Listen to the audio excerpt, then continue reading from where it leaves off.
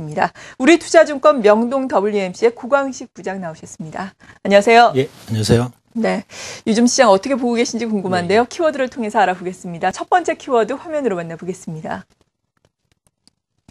첫 번째는 외국인입니다. 최근에 전반적으로 보자면 공격적인 매도 공세는 좀 줄어들었는데 그래도 여전히 매도세는 나오고 있지 않습니까? 예, 외국인의 동향 어떻게 보세요?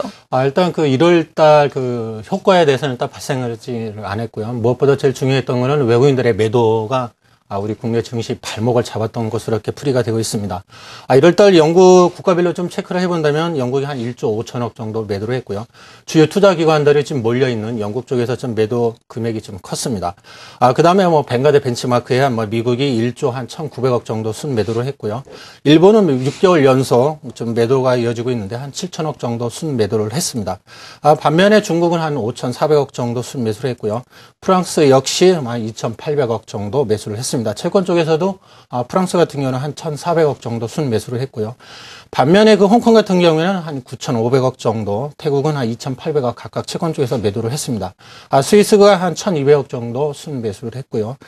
전체적으로 합계를 본다면 주식 쪽에서는 한 1조 8,500억 정도 순매도를 했고, 네. 일단 채권 쪽에서는 한 9,800억 정도 매도를 한 것으로 이렇게 좀 분석이 되고 있습니다. 전체적으로 그 외국인들의 그 국내 코스피 시장에서 그 전체적으로 시가총액 한 31.9% 정도, 금액으로는 한 403조 정도 이렇게 보유를 하고 있는데요. 역시 미국이 한 160조 정도를 보유를 하고 있습니다. 영국이 한 39조 정도. 따라서 최근 그 벵가드 펀드 벤치마크 변경에 따른 일부 그 미국계 쪽에서의 자금 이탈은 좀 더 진행이 될 것으로 이렇게 또 분석을 해볼 수 있을 것 같습니다. 네. 물론 그 지난 1월달 그 전체적으로 놓고 본다면 역시 벵가드 그 펀드 관련 외국인들의 매도가 좀 강했던 것으로 좀 분석이 되고 있는데요. 그와 같은 분위기는 2월에도 좀 지속될 것 같습니다. 최근 2월 들어서는 외국인들의 매도 강도가 좀 일부 약화되는 그런 모습도 나타나고 있습니다만은, 오늘 정도, 내일까지 이렇게 좀 체크를 해본다면 역시 외국인들 프로그램 매도라든가 현물 매도가 좀 가정이 될 것으로 분석이 되고 있습니다. 따라서 외국인들 그 매매 패턴을 좀 지속적으로 체크를 해야 될 것 같고요. 글로벌 증시가 상승하는 그런 분위기 속에서도 오히려 코스피 정도로 본다면 우리 시장 한 2.4% 정도 이렇게 하락하는 모습도 있었습니다. 그 벵가드 펀드 벤치 그 변경에 따른 일부 종목들의 좀 개별 종목으로 좀 영향을 많이 미쳤는데요. SK 같은 경우는 지분을 한 50% 정도로 줄여가면서 오히려 좀 시장에서 수익률이 큰 폭으로 하락하는 그런 모습도 있었습니다. 여기에 CJ 대한통운 같은 경우도 한 50% 정도 비중이 좀 줄었고요. 또 여기에 현대 하이스코라든가 현대 미포 33.34% 정도 비율이 조정되면서 역시 큰 폭으로 주가도 좀 하락한 것으로 이렇게 분석이 되고 있습니다. 그 벵가드 펀드 그 벤치마크는 당분간 개별 주식에도 좀 영향을 미칠 것으로 좀 분석이 되고 있고요. 네. 우리나라 포함되어 있던 111개 종목 중 지금 한 38개 종목이 일단 단 그 한 주도 그 실현을 안 했던 그런 종목들이 있습니다. 따라서 이들 종목에 대해서는 좀 매물 압박이 있을 수 있기 때문에 지속적으로 체크가 필요할 것 같고요. 주요 그 종목을 본다면 대림산업이라든가 대우건설 이런 건설주를 중심으로 해서 일단 이익 실현이 안 나왔고, 여기에 금융지주, 보험이라든가 증권주들에 대해서도 역시 좀 지분율이 변동이 없기 때문에 당분간 좀 예의주시할 필요가 있는 그런 종목군이라고 말씀을 드리고 싶습니다. 네, 벵가드 펀드 물량이 나올 것으로 예상되는 종목들이지만 여전히 물량이 나오지 않고 있는 종목들, 향후에 물량이 나오면서 좀 많이 하락을 할 수 있기 때문에 이런 종목들을 주의하자라고 말씀해 주셨는데요. 어떤 종목들이 조금 더 구체적으로 있는지는 저희가 또 홈페이지에 올려드릴 테니까 확인을 해보시기 바랍니다. 두 번째 키워드 이어서 알아봅니다. 두 번째는 외환시장입니다. 어제 오늘은 지금까지는 외환시장의 변동성이 그다지 크게 나오고 있지는 않은 상황인데요. 최근에 보자면 하루의 변동폭이 10원을 넘어서기도 하는 등 상당히 큰 폭으로 나오고 있습니다. 이에 따라서 외환시장 안정을 위해서 정부 또한 규제책을 검토하고 있다라는 소식이 나오고 있기도 한데요. 외환시장의 변동성 확대가 증권시장에는 어떤 영향을 미치는 건가요? 일단 그 코스피 그 변동성과 일부 좀 유사하게 흐르는 그런 측면이 좀 큽니다. 따라서 그 환율 변동에 따라서 국내 주식시장뿐만 아니라 경제 전반에 미치는 영향이 크기 때문에 좀 예의주시를 해야 될 것으로 보여지고 있고요.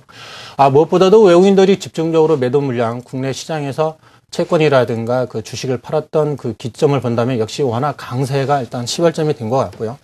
그렇다면은 그 글로벌 증시와 우리 시장 디커플링이 좀 강화돼 있던 부분도 역시 워낙 강세가 일조를 한 것으로 보여집니다. 좀 업종별로 좀 체크를 해본다면은 운송 철강이 상관계수가 제일 좀 높게 나오고 있습니다. 0.65 정도가 나오고 있고요. 다음으로 뭐 기계가 0.59, 은행이 0.56. 보통 이제 그 금융권들이 좀 민감하게 좀 반응을 좀 하는 것으로 보여지고 있고요. 코스피가 상관계수가 0.44 그 기준으로 본다면 역시 그 밑에 하회를 하고 있는 업종들도 많이 있습니다. 여기에 본다면 뭐 유통화학, 그다음에 반도체, 통신 서비스, 소프트웨어 같은 경우에는 0.69 정도 상당히 지금 낮게 형성이 되고 있습니다. 오늘 같은 경우에 일부 통신 관련 그 종목들이 강세를 띠는 부분도 일정 부분 좀 반영이 되는 것으로 이렇게 볼 수가 있겠고요. 네.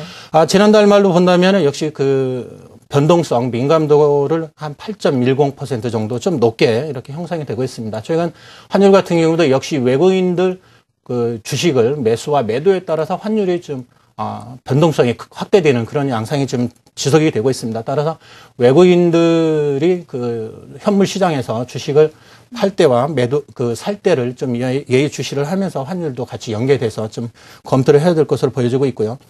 다만 이제 그 정부에서의 그 외환시장 강력한 규제 대책을 검토를 하고 있는 것으로 보여지고 있습니다. 물론 실행이라든가 구체적인 뭐 방안은 안 나오고 있습니다만은 예를 들어서 뭐 외환 시장에서 뭐 변동성이 확대된다든가 워낙 강세가 지속된다면 실질적으로 뭐 액션을 취할 수 있는 부분도 지금 검토를 하고 있는 것 같습니다. 그래서 몇 가지 좀 추정을 해본다면 역시 은행 그 산물환 거래 여력을 좀 축소한다든가 공기업에 불필요한 뭐 외화 차입을 규제한다는 부분도 있을 것 같고요.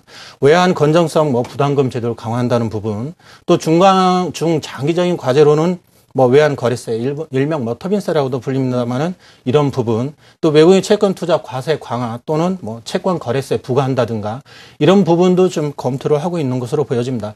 외환 당국에서 뭐 크게 그 3단계 정도로 나눠서 즉시 시행할 수 있는 과제하고 필요시 추가적으로 뭐 조치를 할 수 있는 과제 부분, 앞서 말씀드린 대로 뭐 중장기적인 과제를 이렇게 세분화해서 시장에 예를 들어 뭐 환율의 뭐 워낙 강세가 지속된다든가 변동성이 시장 예상치를 벗어난 그 변동성이 확대가 된다면 일정 부분 좀 실행할 수 있는 부분도 좀 검토를 하고 있는 것으로 분석이 되고 있습니다. 네, 이렇게 외환 시장 변동성 확대 부분에 대해서 말씀해 주셨습니다. 말씀해 주시면서 통신주 강세 이야기가 잠깐 나왔는데요. 통신주에 대한 투자 전략은 잠시 후에 또 세워보도록 하겠습니다. 세 번째 키워드 이어서 알아봅니다. 세 번째는 2월의 증시 모멘텀입니다. 아직까지는 투자 심리도 상당히 얼어붙어 있는 상황이고요. 뚜렷한 모멘텀은 우리가 포착하기가 힘든 게 사실이거든요. 네. 앞으로 나올 수 있는 모멘텀 어떤 것들이 있다고 보세요? 일단 지금 미국 같은 경우에도 4, 4분기 실적이 거의 좀 마무리되는 그런 단계입니다. 유럽이라든가 미국 같은 경우에는 일단 그 주요 기업들의 실적은 시장 예상치를 좀 상회하는 그래서 좀 양호하게 좀 발표가 되고 있고요. 다만 이제 국내 시장 같은 경우에는 뭐 워낙 강세의 영향을 받아서 일부 좀 부진하게 좀 발표가 되고 있습니다. 4, 4분기를 일단 기점으로 해서 1분기 올 1분기부터는 점진적으로 좀 개선이 될 것으로 좀 예상을 해볼 수 있겠는데요. 전체적인 그 순이익 추정을 좀 해보겠습니다. 작년 그 4분기에는 21조 4천억 정도의 그 순이익이 지금 추정이 되고 있고요.